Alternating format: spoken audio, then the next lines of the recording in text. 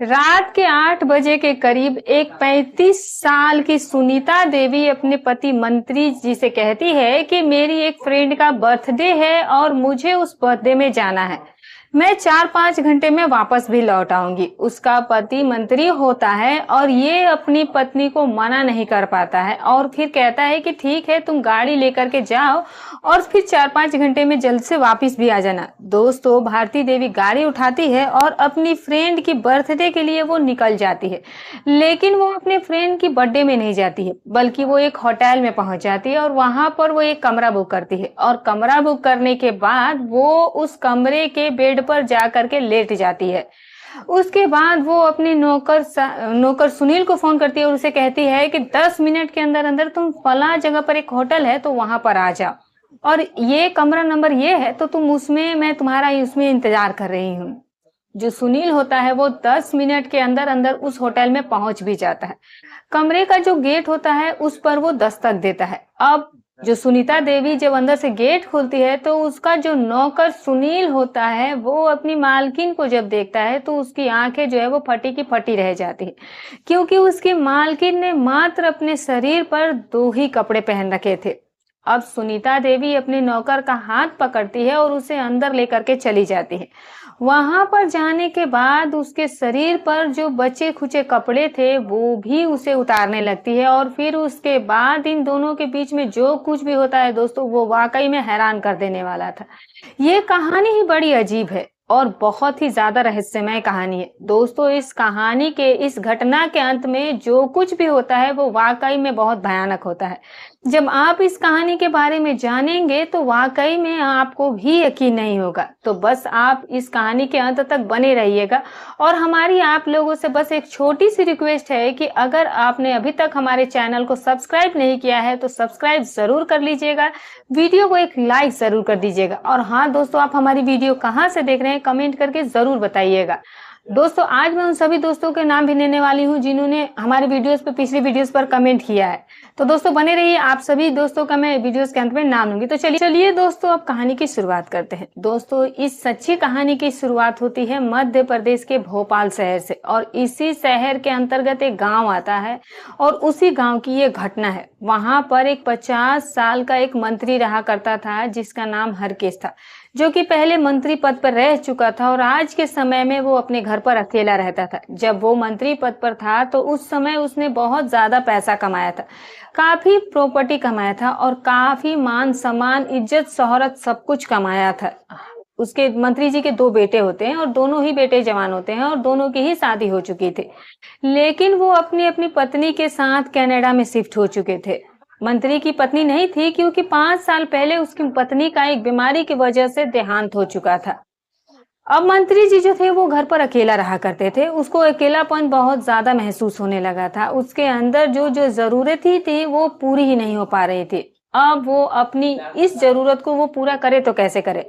लेकिन मंत्री की जिंदगी में दोस्तों एक ऐसा मोड़ आता है कि उस मोड़ में उसकी पूरी जिंदगी ही बदल कर रह जाती है। एक दिन सुबह 10 बजे के करीब हरकेश जो होता है वो अपने घर पर बैठकर चाय पी रहा होता है और तभी इसके घर पर एक 28 साल की विधवा महिला आती है जिसका नाम सुनीता देवी होता है।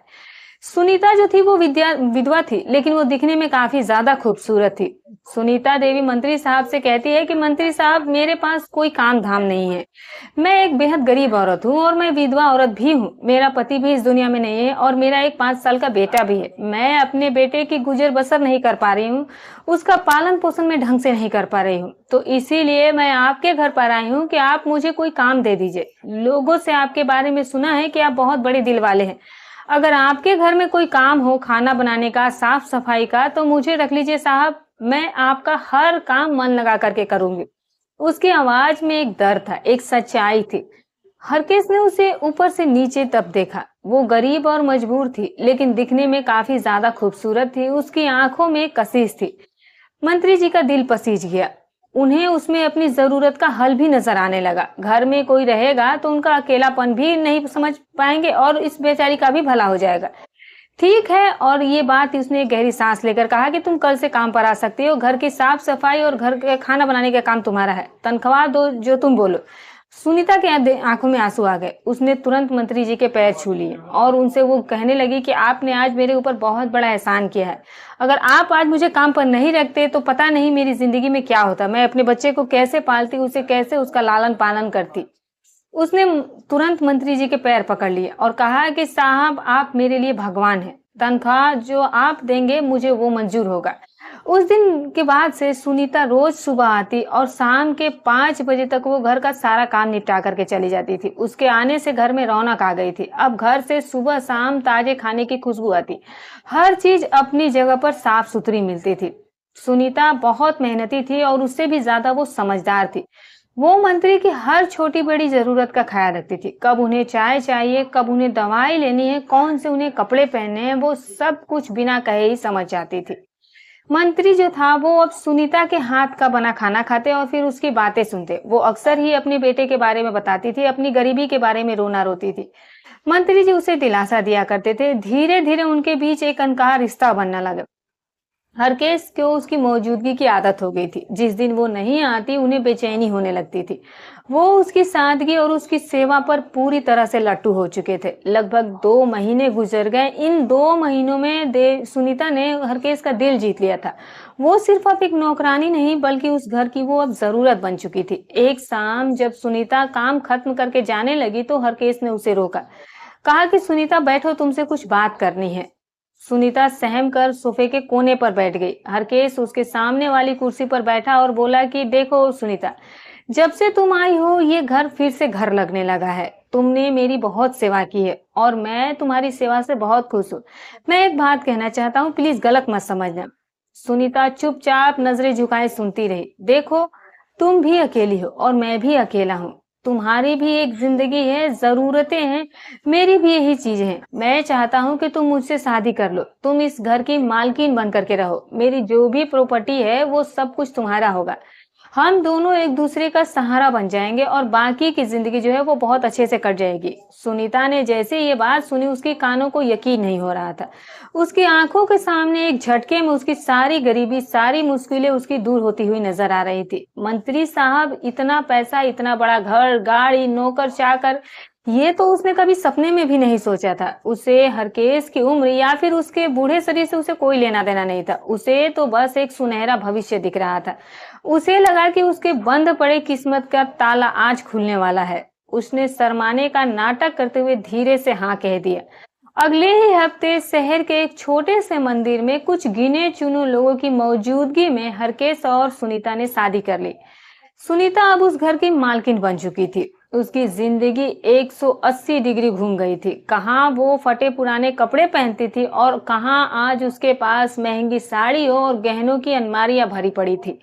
शुरू शुरू में सब कुछ बहुत अच्छा चल रहा था। सुनीता एक अच्छी पत्नी की तरह हरकेश का पूरा ख्याल रखती थी। वो हरकेश को खुश करने की हर मुमकिन कोशिश करती थी और मंत्री जी भी उस पर जान छिड़कते थे। वो उसे शॉपिंग पर ले जाते, महंगे महंगे तोहफे देते। हरकेश को लगा कि जैसे उनका अकेलापन अब हमेशा के लिए खत्म हो गया है। लेकिन ये खुशी ज्यादा दिन नहीं टिकी थी। शादी को अभी 1 महीना भी नहीं हुआ था कि सुनीता को अपनी गलती का एहसास होने लगा। वो एक 32 साल की जवान औरत थी जिसके अंदर हजारों ख्वाहिशें थी और हजारों अरमान थे, और उसका पति एक 55 साल का बूढ़ा आदमी था। हरकेश उसे हर सुख सुविधा दे सकते थे, लेकिन वो सुख नहीं दे पा रहे थे जिसकी एक जवान औरत को अपने पति से उम्मीद होती है। रात के अंधेरे में सुनीता को अपनी जवानी और अपनी खूबसूरती उस बूढ़े शरीर के साथ बर्बाद होती हुई महसूस हो रही थी। वो मन ही मन कूदने लगी थी। क्या सोचा था और क्या हो रहा है। पैसा तो बहुत है, पर इस पैसे का क्या करूं जब मेरी मन को हुई शांति नहीं मिल रही। ये आदमी मुझे वो खुशी दे ही नहीं सकता जो मुझे चाहिए। मेरी पूरी जिंदगी इसके साथ तो ऐसे ही कट जाएगी। उसके अंदर का असंतोष अब धीरे धीरे बढ़ने लगा था। वो अब एक ऐसे रास्ते की तलाश में थी जहां उसे पैसा भी मिले और उसकी अधूरी ख्वाहिशें भी पूरी हो जाए। ऐसे ही कुछ दिन और गुजरे। एक दोपहर हरकेश और सुनीता लॉन में बैठ करके चाय पी रहे थे और तभी गेट से एक लड़का अंदर आया है।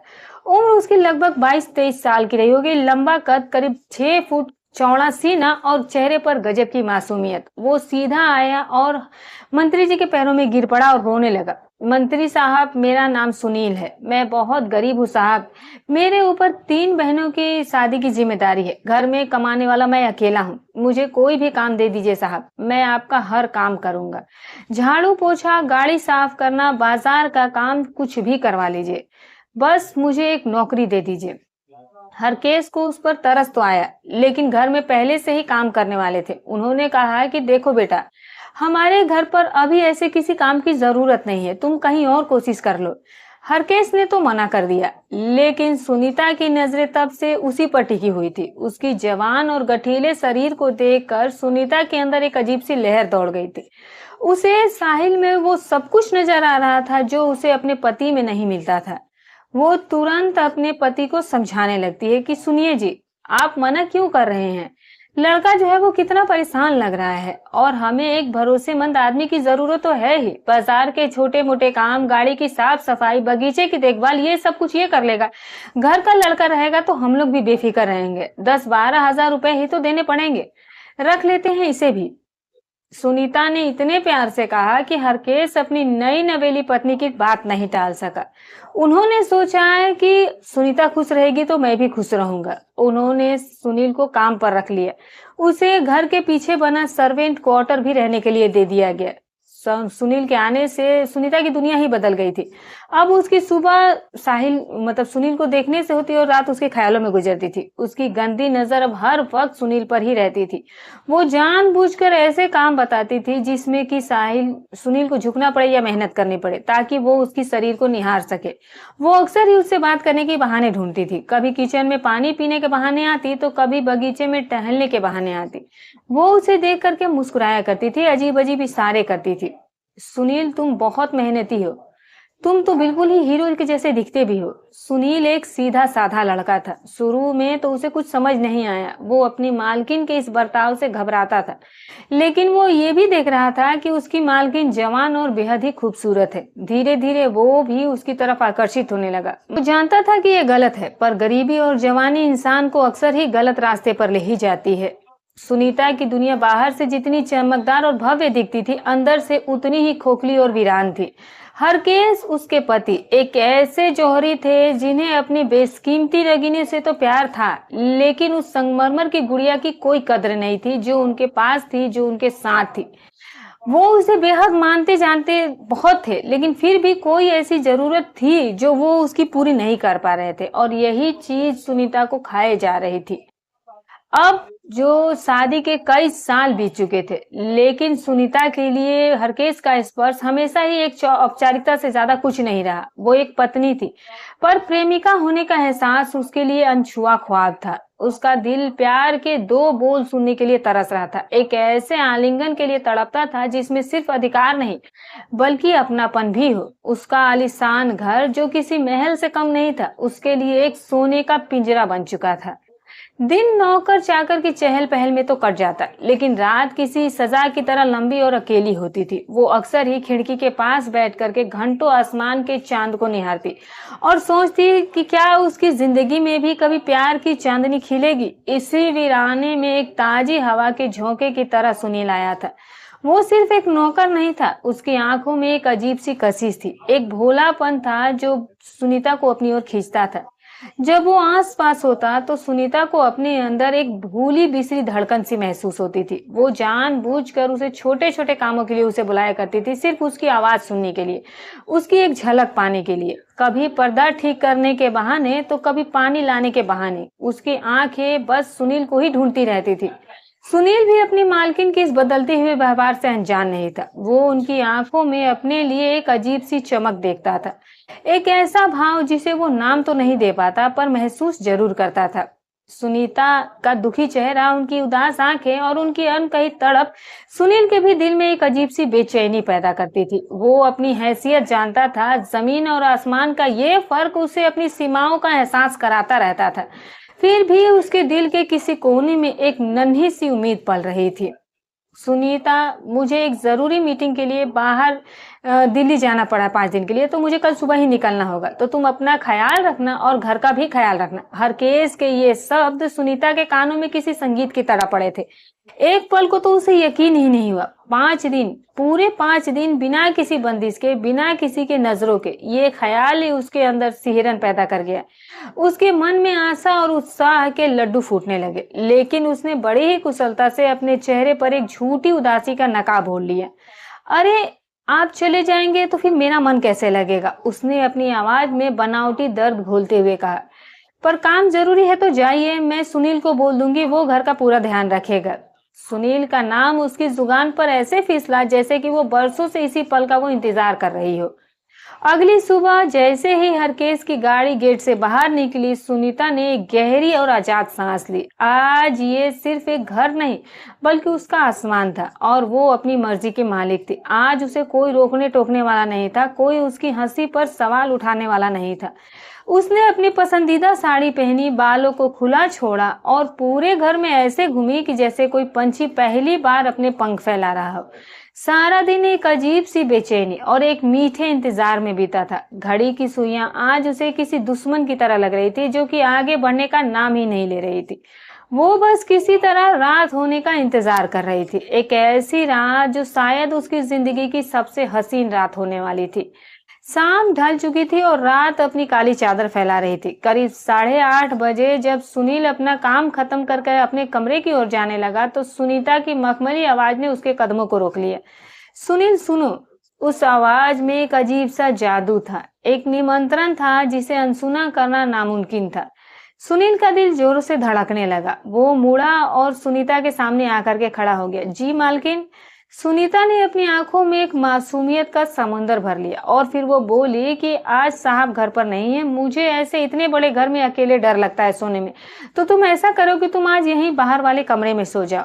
सुनील पत्थर का बुत नहीं था, वो अपनी मालकिन की आंखों में छुपे असली इरादे को साफ साफ देख सकता था। वो देख सकता था कि डर का बहाना सिर्फ एक पर्दा था, जिसके पीछे सालों की दबी हुई ख्वाहिशें और एक अकेली औरत की तड़प छिपी हुई थी। उसका दिल एक पल को तो घबराया, लेकिन अगले ही पल उस चाहत ने उसके डर पर काबू पा लिया जो कि उसके अंदर भी सुलग रही थी। उसने कुछ भी नहीं कहा, बस धीरे से सिर हिलाकर अपनी सहमति दे दी। रात के 10 बजे जब घर के सारे नौकर सो चुके थे और चारों तरफ एक गहरा सन्नाटा पसर गया था, सुनीता के कमरे का दरवाजा हल्का सा खुला। उसने सुनील को अपने पास बुलाया। सुनील का हर कदम उसे ऐसा लग रहा था कि जैसे वो किसी सपने की दुनिया में जा रहा हो। जब उसने दरवाजा खोल करके अंदर कदम रखा तो एक पल के लिए उसकी सांसें थम गई थी। सामने जो मंजर था वो उसकी कल्पना से भी परे था। सुनीता एक महीन रेशमी नाइटी में खड़ी थी जो कि उसके खूबसूरत जिस्म के हर मोड़ को बयां कर रहा था। कमरे में हल्की नीली रोशनी भी फैली हुई थी जो माहौल को और भी ज्यादा मायावी बना रही थी। हवा में इत्र की एक नशीली महक घूमी हुई थी।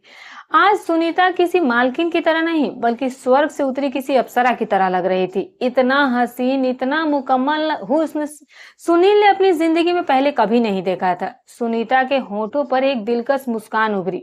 वो धीरे धीरे चल करके सुनील के पास गई और बिना कुछ कहे उसका कांपता हुआ हाथ अपने हाथों में ले लिया। सुनीता का स्पर्श किसी बिजली की झटके की तरह सुनील के पूरे बदन में दौड़ गया था। डर क्यों रहे हो सुनील? सुनीता की आवाज किसी मीठी सरगोशी की तरह थी। मैं तुम्हारी मालकिन हूँ, तुम्हारी हर जरूरत का ख्याल रखना मेरा फर्ज है। मालकिन और फर्ज जैसे शब्द इस माहौल में बेमानी लग रहे थे। सुनीता की नशीली आवाज, उसकी जिस्म की गर्मी और उसकी आंखों में तैरती हुई मोहब्बत ने सुनील के सारे डर और सारे झिझक को एक पल में ही खत्म कर दिया। उसने हिम्मत करके अपनी नजरें उठाई और सुनीता की आंखों में झांका।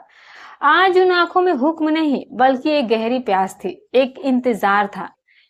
सुनीता उसे खींच करके बिस्तर के पास ले जाती है। उस रात उस बंद कमरे में 2 अतृप्त रूहें और 2 ख्वाहिशमंद इंसान एक हो गए। वो सिर्फ एक जरूरत नहीं थी बल्कि एक दूसरे में खुद को ढूंढ लेने की ख्वाहिश थी। सुनीता ने अपनी सालों की अधूरी ख्वाहिश से, अपने अकेलेपन और अपनी हर अनसुनी सिसकी का जवाब सुनील के जवानी और उसकी जुनून में पाया। सुनील ने अपनी गरीबी, अपनी मजबूरी और दुनिया के दिए हर जख्म को उस अमीर औरत के प्यार भरे आगोश में उसने भुला दिया। उनके शरीर का मिलन सिर्फ एक शारीरिक क्रिया नहीं था बल्कि 2 आत्माओं का संवाद था। हर स्पर्श, हर जो क्रिया था वो एक अनकही कहानी कह रहा था। वो एक दूसरे में ऐसे खो गए कि उन्हें समय का कुछ होश ही नहीं रहा। उस रात उस कमरे की दीवारें दो दिलों की मिलन की गवाह बनी थी। एक ऐसा मिलन जिसे समाज पाप कहता है, लेकिन उनके लिए वो जिंदगी का सबसे पवित्र और खूबसूरत एहसास था। अगले 4 दिन उनके लिए किसी हसीन सपने से कम नहीं था। उनका रिश्ता एक अजीब सी दोहरा जीवन जी रहा था। दिन के उजाले में दुनिया के नजरों के सामने वो मालिक और नौकर का किरदार निभाते थे। सुनीता उसे सुनील कह करके बुलाती और वो जी मालकिन कह करके सिर झुका लिया करता था। लेकिन जैसे ही रात का अंधेरा छाता, सारे पर्दे, सारे दीवारें गिर जाया करती थी और वो सिर्फ सुनील और सुनीता बन जाते थे। दो ऐसे प्रेमी जिन्हें दुनिया की कोई परवाह नहीं थी। उन्होंने उस घर के हर कोने को अपनी मोहब्बत की निशानी से सजा दिया था। कभी वो स्विमिंग पूल के किनारे बैठ करके घंटों बातें किया करते, अपने सपने, अपनी खुशियां और अपने गम एक दूसरे से बांटा करते थे। सुनीता ने उसे अपने बचपन, उसे अपनी अधूरी ख्वाहिशों के बारे में बताया। सुनील ने उसे अपने गांव, अपने परिवार और अपनी गरीबी की कहानियां सुनाई। उनकी बातें सिर्फ बातें नहीं थी, वो एक दूसरे की आत्मा को छूने का जरिया था। एक रात छत पर ठंडी हवा में सुनीता ने अपना सिर सुनील के कंधे पर रखा और पूछा कि सुनील, क्या तुम मुझसे सिर्फ इसीलिए प्यार करते हो क्योंकि मैं तुम्हारी मालकिन हूँ और मैं बहुत अमीर हूँ? सुनील ने मुस्कुराकर उसके माथे को चूमा और कहा कि मैडम, जब मैं आपकी आंखों में देखता हूँ तो मुझे आपकी दौलत नहीं, आपका अकेलापन दिखता है। मुझे आपसे नहीं, आपके उस उदासी से मोहब्बत हो गई है जिसे मैं हमेशा के लिए मिटा देना चाहता हूँ। ये सुनकर सुनीता की आंखों में आंसू आ गए थे। ये खुशी के आंसू से, इस एहसास के आंसू थे कि कोई है जो उसके शरीर को नहीं बल्कि उसकी आत्मा को समझता है। उन 5 दिनों में उन्होंने सिर्फ शारीरिक रिश्ता नहीं बनाया बल्कि एक ऐसा भावनात्मक बंधन बना लिया जो कि किसी भी सामाजिक रिश्ते से कहीं ज्यादा गहरा और सच्चा था। उन्होंने साथ में खाना बनाया, फिल्में देखी और बच्चों की तरह घर में एक दूसरे के पीछे भागे। वो भूल गए थे कि ये रिश्ता कितना खोखला और कितना खतरनाक है। वो बस उस पल को जी लेना चाहते थे, उस जन्नत को अपनी सांसों में भर लेना चाहते थे। ये 5 दिन उनकी जिंदगी का वो सुनहरा अध्याय था जिसे वो शायद कभी भुला नहीं पाएंगे। लेकिन वो दोनों इस बात से भी अनजान नहीं थे कि इस खूबसूरत सपने का अंत बहुत करीब है। 5 दिन के बाद हरकेश जो है वो घर लौट आया। उन्होंने देखा कि सुनीता जो थी वो पहले से कई ज्यादा खुश और खिली खिली लग रही थी। उन्हें लगा कि ये उनके प्यार का असर है। वो अपनी पत्नी को खुश देखकर खुद भी खुश हो गए थे। लेकिन अब सुनीता के लिए एक एक दिन काटना मुश्किल हो गया था। हरकेश के घर पर रहने की वजह से उसे सुनील से मिलने का मौका नहीं मिल रहा था। उसकी बेचैनी बढ़ने लगी थी। वो अब उस लड़के के लिए तड़प रही थी। उसने फैसला किया कि अब वो और इंतजार नहीं कर सकती है, उसे कुछ न कुछ तो करना ही पड़ेगा। एक रात करीब 8 बजे उसने अपने पति से कहा कि सुनिए जी, मेरी एक बहुत खास सहेली का बर्थडे है तो मुझे आज वहां पर जाना होगा। ज्यादा देर नहीं होगी, बस 3-4 घंटे में मैं वापस आ जाऊंगी। हरकेश अपनी पत्नी को मना नहीं कर सका। उन्होंने कहा कि ठीक है, पर ध्यान से जाना और टाइम पे आ भी जाना। सुनीता तैयार होती है, अपनी गाड़ी निकालती है और वो घर से निकल जाती है। लेकिन वो अपनी सहेली के घर नहीं गई। वो सीधा शहर के एक जाने माने होटल पहुंच गई। उस होटल का मालिक जयदेव हरकेश का पुराना जानकार था। सुनीता ने काउंटर पर जाकर एक कमरा बुक किया। जयदेव ने उसे देखा तो वो पहचान गया कि यह मंत्री साहब की नई पत्नी है, पर उसने उन्हें कुछ नहीं कहा। सुनीता कमरे में गई और तुरंत सुनील को फोन किया। सुनील, मैं तुम्हें एक पता भेज रही हूँ। होटल का नाम दिया और कमरा नंबर 302। 10 मिनट के अंदर तुम यहाँ पहुंच जाओ, मैं तुम्हारा इंतजार कर रही हूँ। सुनील भी तड़प रहा था। फोन आते ही वो बाइक उठा करके तुरंत होटल पहुंच जाता है। वो सीधा कमरे में जाता है। अंदर का नजारा वैसा ही था जैसा कि उस पहली रात का था।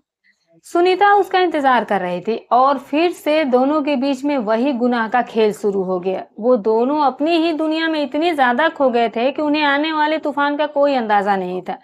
उधर होटल का मालिक जयदेव बेचैन था। वो हरकेश की बहुत ज्यादा इज्जत किया करता था। उसने जब मंत्री साहब की पत्नी को एक जवान लड़के के साथ कमरे में जाते हुए देखा तो उसे कुछ गड़बड़ महसूस हुई। उसका जमीर उसे कचोट रहा था। बहुत सोचने के बाद उसने हरकेश का नंबर मिलाया। हेलो मंत्री साहब, मैं जयदेव बोल रहा हूँ होटल से।